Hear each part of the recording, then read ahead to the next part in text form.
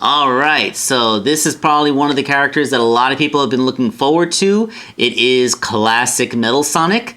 This is the version of Metal Sonic that you actually face as a boss in Sonic Generations, so very appropriate that I found the figure on the store shelves when I did. His bio is one of the most powerful robots in the world. Metal Sonic was created by Dr. Eggman. Alright, sure, we could do that. I mean, I'm not exactly expecting a huge biopic about his origins on the little planet, or a fan theory is that he might actually be a roboticized version of Sonic from a bad future, but, you know, like, let's get him out of the box and see if this figure lives up to the hype of the character. Alright, folks, I'm calling it. He's perfect. Classic Metal Sonic is the perfect figure for this line. He takes everything that all the other characters have had wrong with them and corrects it. There is not a single flaw in the engineering of this character whatsoever. The only thing I might call as a negative is that they still use that same really light, dull gray plastic instead of giving him a proper silver finish.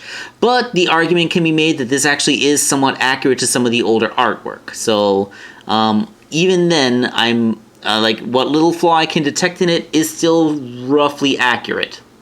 So his sculpt is immaculate. He has that glowering expression perpetually locked in his face. His eyes are even slightly downcast, which is just perfect for this character. As we all know, Metal Sonic is always kind of looking down his nose at everybody, especially since he's usually depicted as flying, so he always has to look down anyway. So that's actually the perfect posture for this character.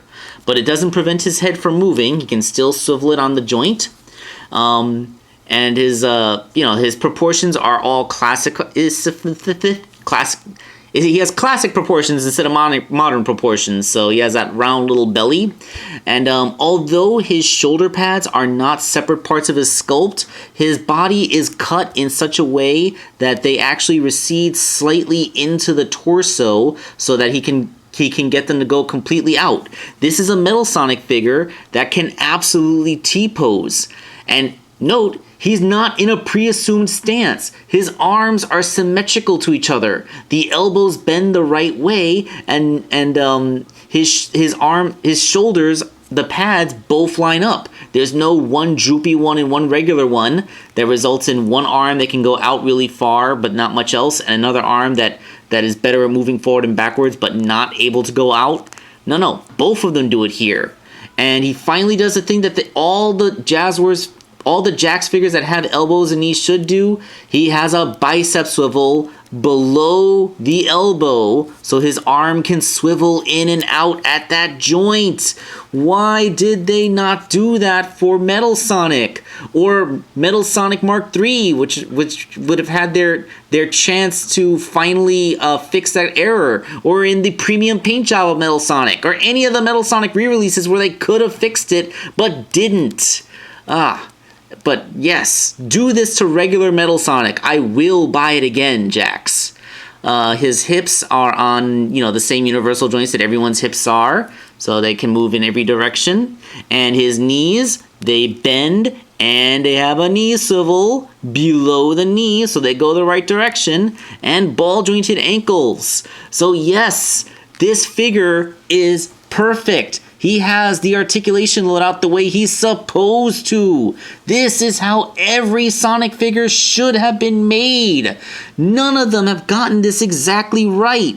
Like, the modern Metal Sonic had the right thing going on with his legs, but his elbows didn't do this. Like, he had the bicep swivel going up the other way, so his forearm was just spinning neat, and it couldn't do, this thing that Metal Sonic is doing right now. I'm so happy that they finally figured out how to set up the joints correctly on one of their figures. And they picked the best possible figure to do it on, because Metal Sonic is still one of the most popular characters, and his classic interpretation is much beloved.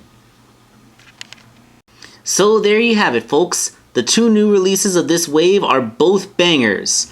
Oh, by the way, I did end up fixing Amy's knee. it turned out that it was just mold flash. Once I got that off, I saw that there was a bunch of plastic that was still stuck in the pin disc that was not letting it move. So I used my X-Acto knife to cut the flash out, and now it works fine. So my Amy figure is no longer a QC nightmare. Actually, just one quick little thing. Yep. Okay. Now that my curiosity has been sated there, I do believe I did not mention that Metal Sonic comes with a Eggman sign, and it has Eggman's face on both sides because, you know, if Metal Sonic finishes the stage, then Eggman wins, so that's just kind of appropriate for him. But yes. Super fantastic. This, like I said, this is the highlight of this wave. It might actually, Metal Sonic might actually be the highlight of the line so far. Everyone else is going to have to compete with this guy to see if they can impress us in the future. So, yeah, let's look forward to that.